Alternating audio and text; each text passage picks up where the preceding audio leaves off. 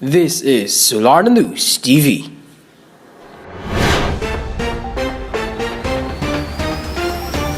Historian entailed the importance of the commemoration of Philippine independence.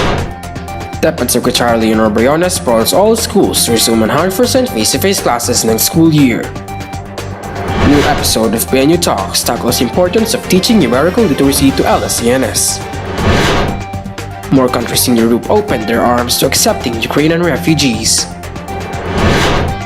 Philippine Para Team readies for the upcoming ASEAN Para Games.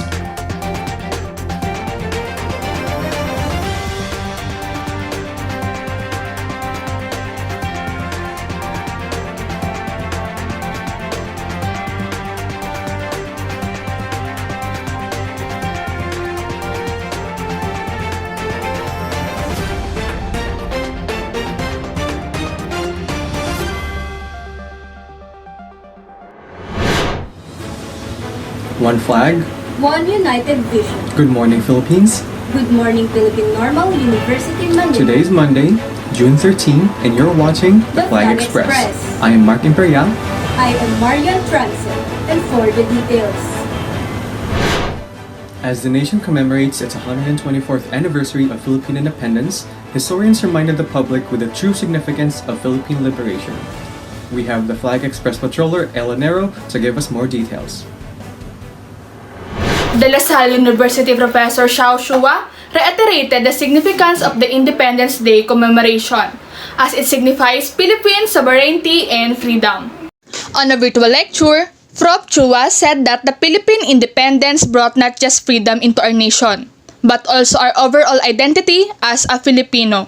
Aside from signifying the significance of the Philippine commemoration of independence, Prof. Chua also mentioned the importance of preservation of our history, since historical distortion were becoming more prevalent as the nation constantly falls on false propagandas. This is Ellen of the Flag Express reporting. Education Secretary Leonor Briones cited the good collaboration of DepEd, DOH, and DILG in implementing the guidelines of limited face-to-face classes and vaccination. The collaboration aims to ensure that policies to protect education stakeholders are streamlined among the three agencies. We have the Flag Express patroller, Riza Belizenyor, to give us more details. On Monday, Education Secretary Leonor Briones said that her department is expecting schools to have full implementation of face-to-face classes by next school year. In a laging handa briefing, the outgoing DepEd Chief Briones said that 73.28% of public schools nationwide had already started face-to-face classes.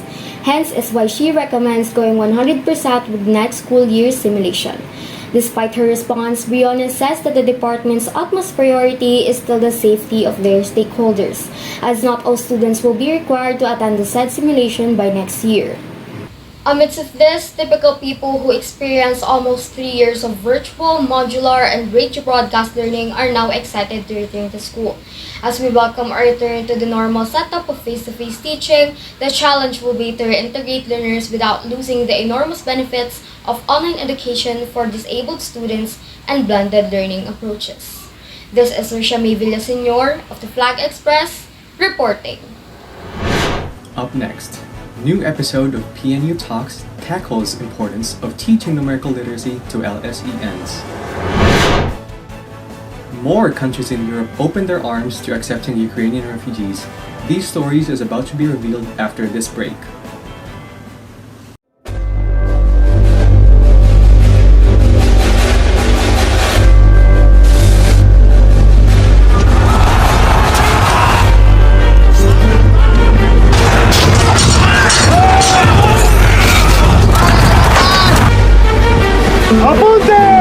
Negosyo o kalayaan? Bayan o sarili? Pumili ka!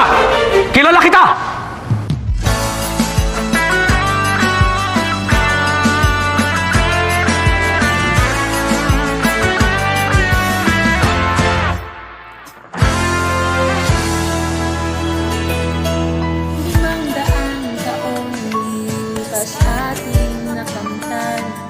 Tagumpay ng Pilipino sa laban ng maktan.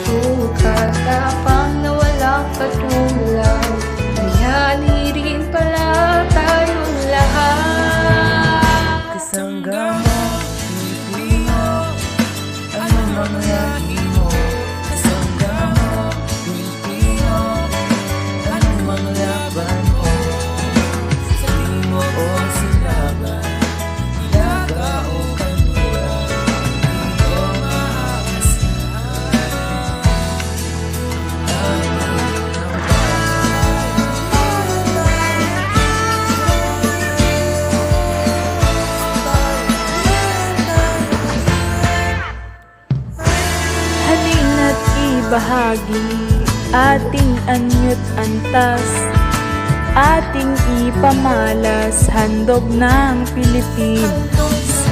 Kasama ang buong mundo ating mababakas. Pag magkakasama ay may taglay na lakas.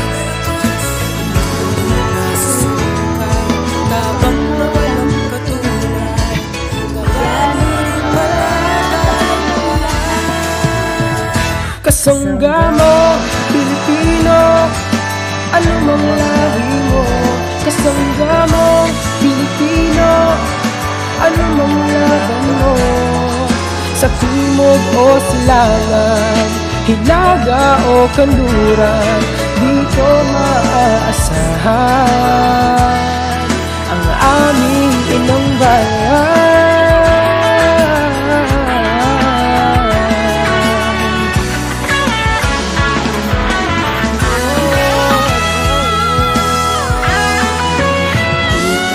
Sukat, tabang na walang katulad, bayani rin pala tayong lahat. Lahat.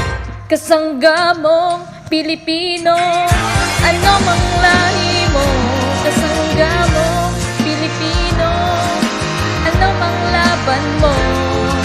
Sa timog o silangan, hilaga o kanluran, dito maaasahan ang aming pinanggalan.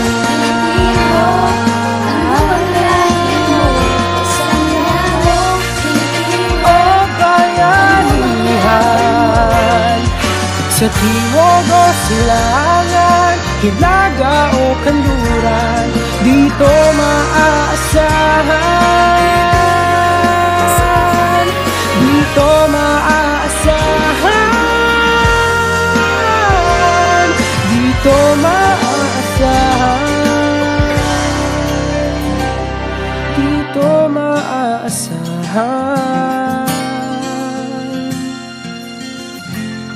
ang aming inang bayan.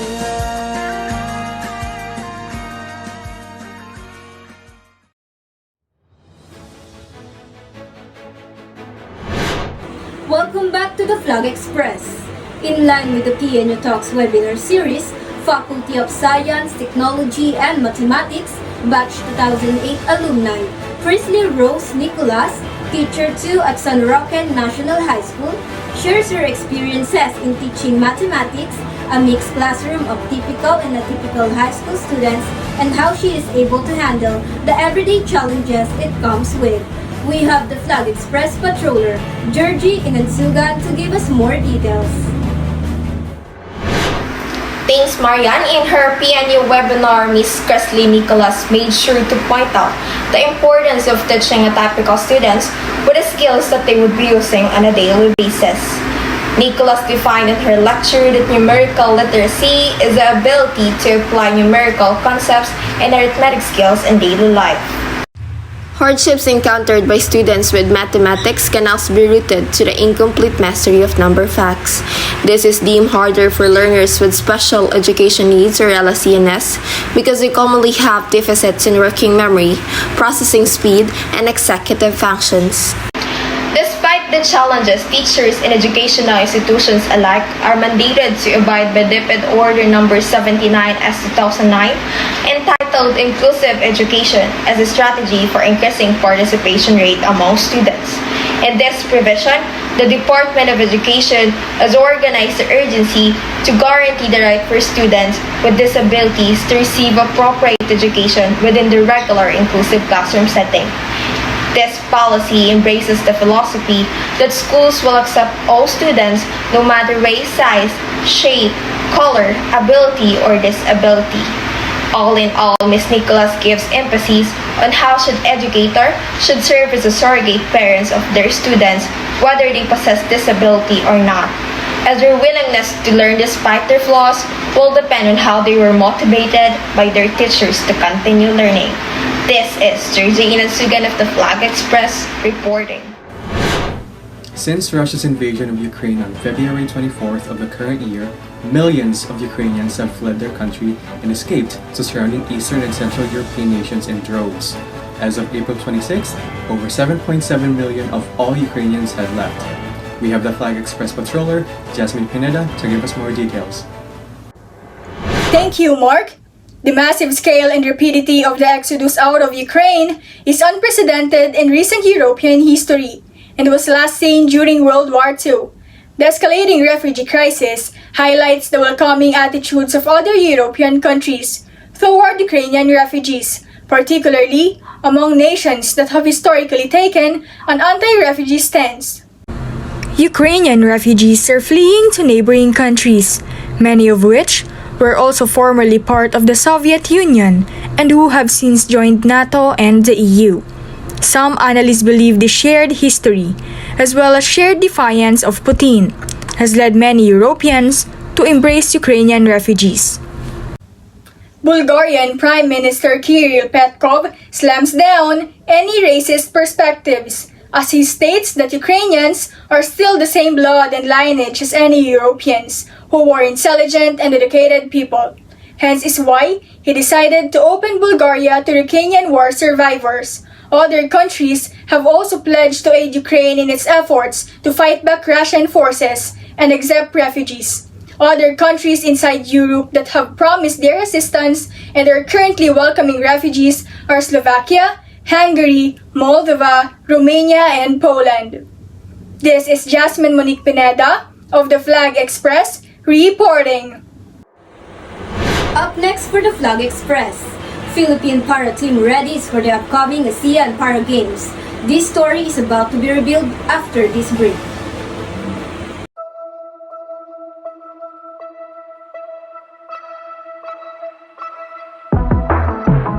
Okay. Let's go. Kabataan. Kakabataang Pinoy. Barkada namin may pangarap na nais abutin. Pangarap namin magtagumpay sa lahat ng gagawin. Sa lahat ng gagawin, oh, iba na tayo ngayon. Walang di nagagawa. Sabihin nyo, kaya natin to. Kaya to. Kabataang Pinoy. Pagbutihan mo, pag-asa ka ng buong mundo. Pag-asa ng buong mundo. Kabataang Pinoy. Kayang-kaya mo. Pinoy ako, Pinoy tayo.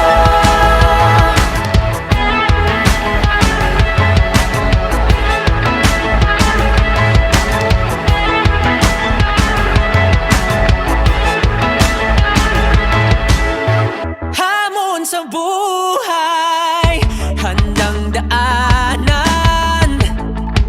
Kaya namin yan. Kaya namin yan. Ipaglalaban namin Lalaban namin ang nararapat. tamang gagawin. Tamang gagawin, oh, iba na tayo ngayon. Matibay ang loob. Sabihin mo, sabihin nyo, kaya natin to. Kaya to. Kabataang Pinoy. Pagbutihan mo, pag-asa ka ng buong mundo. Kabataang Pinoy. Kayang-kaya mo, Pinoy ako, Pinoy tayo.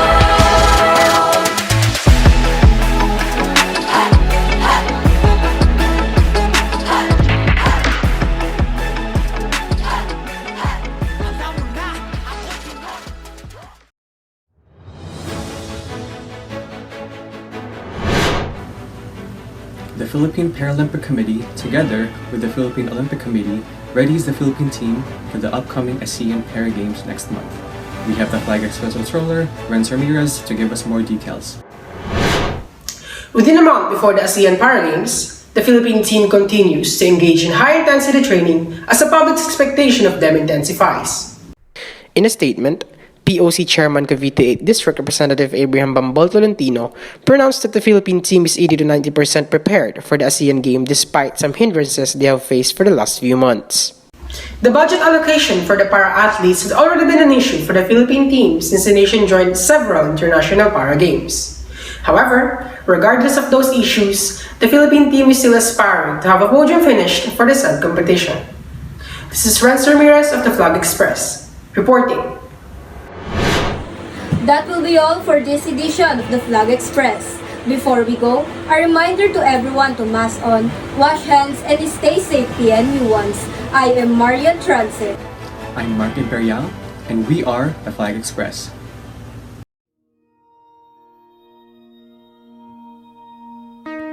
Huwag kang mabahala, ikaw ay mahalaga.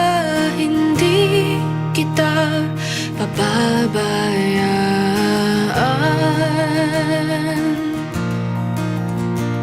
Hindi tayo naiiba at sana'y paniwala ang napipiliin kaaraw-araw.